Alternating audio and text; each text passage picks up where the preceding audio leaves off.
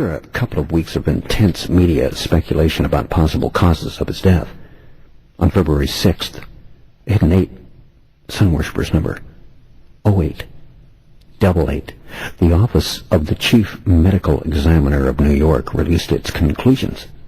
Based on an initial autopsy of January 23, a highly potent number in the occult, by the way. I mean, the number's so special. Movie has been made of it.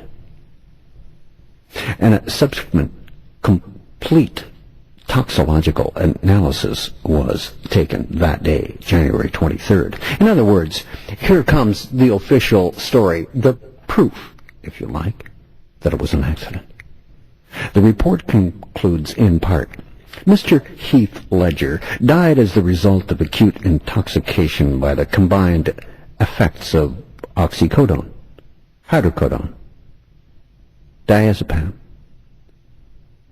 temazepam, alprazolam, and doxylamine. It also states definitively, we have concluded that the manner of death is an accident resulting from the abuse of prescription medications. The medications found in the toxicological analysis are commonly prescribed in the United States for insomnia, anxiety, depression, pain, and or cold symptoms. Isn't it also very interesting, this fact, that the medical examiner's office also went out of their way and announced that it would not be publicly disclosing the official estimated time of death? Why not? Why not an official estimated time of death? Obviously, because they want the one that was put out to be the numbers. The official announcement of the cause of Ledger's death heightened concerns about general abuse of prescription medications. Late in February of 08, a still ongoing DEA investigation of medical professionals. They cleared 2 American medics. That's right, they let them off the hook, who were practicing in Los Angeles and Houston, who were treating Heath Ledger. And they are totally exonerated of any wrongdoing, determining that the doctors in question had prescribed Heath Ledger other medications, not the pills that killed him. So it seems the Illuminati has built a cover-up for the death and absolved doctors who treated him also. Or the doctors did not give him the medication that killed him, and someone else did. Only one person that we know was in that apartment at that time, the Olsen twin.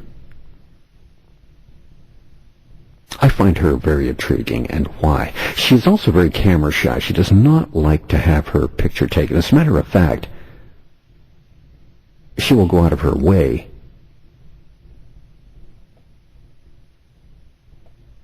to not have her picture taken. In other words, very secretive.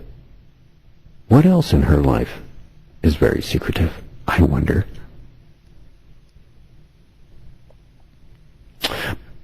Anyway, with the medical examiners, one slick cover-up, don't you agree? Hence, one more ritual sacrifice performed in front of the whole world with all the loose ends neatly tied up. You see, Satan demands that sacrifices to him must be done in front of everyone, not in the dark somewhere in the corner, private. If you want to have Satan grant your wishes for him to lend you his powers. That's why in the sun worshippers' world, all ritual sacrifices are done in plain view. On January 23rd, 08, the same day as the medical examiners published their reports, Ledger's parents and sister appeared outside his mother's house in Apple's Cross, a riverside suburb in Perth, read a short statement, the media expressing their grief and desire for privacy. Within the next few days, memorial tributes were communicated by family members. The Prime Minister of Australia, Kevin Rudd, Deputy Premier of Western Australia, Eric Ripper, had one. Warner Brothers was out, distributor of the Dark Knight movie. And thousands of Ledger's fans around the world gave tributes to him. Many actors came out to make statements too, expressing their sorrow at Ledger's death, including Daniel Day-Lewis, who's very interesting, who dedicated his Screen Actors Guild Award to Ledger, saying that he was inspired by Ledger's acting. Daniel Day-Lewis praised Ledger's performances in Monsters Ball, Brokeback Mountain, describing his performance in Brokeback Mountain as unique, perfect. Yes, he said, perfect. Did you hear that? Only God is perfect. Daniel Day-Lewis said it all. Heath Ledger became a god at his death. On February 1st, 2008, Michelle Williams. There's more connections, by the way, with Daniel Day-Lewis. Keep it on AM 640 Toronto Radio. And a view from space, it will actually make the hair stand up on your arms, the back of your neck. February 1st, 08, Michelle Williams' first public statement on the death expressed her heartbreak and described her seeing Ledger's spirit surviving in their daughter. The power of royalty passed on to the next generation. After attending a private memorial ceremony in Los Angeles, Ledger's family members returned with his body to Perth, Australia on February 9th, 08. A memorial service attended by several hundred invited guests only was held at Penrose College. After that service, Ledger's body was cremated at Fremantle Cemetery, followed by a private service attended only by 10 closest family members. Isn't it interesting? His very first acting role was at 10.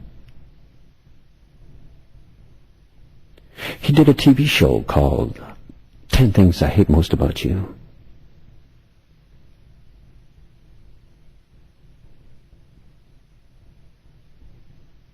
With his ashes, they scattered them in a family plot at Karrakatta Cemetery next to two of his grandparents. Or so they say.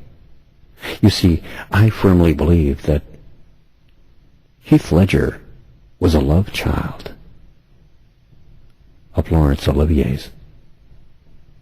Yes, Laurence Olivier, connected to royal blood, had an affair. The result was Heath Andrew Ledger, whose blood was so precious, was given to an Australian family to bring up. Which gives you some idea of why Madonna, Guy Ritchie, Angelina Jolie, Brad Pitt adopt. They're not adopting poor children that have no home. They're adopting bloodline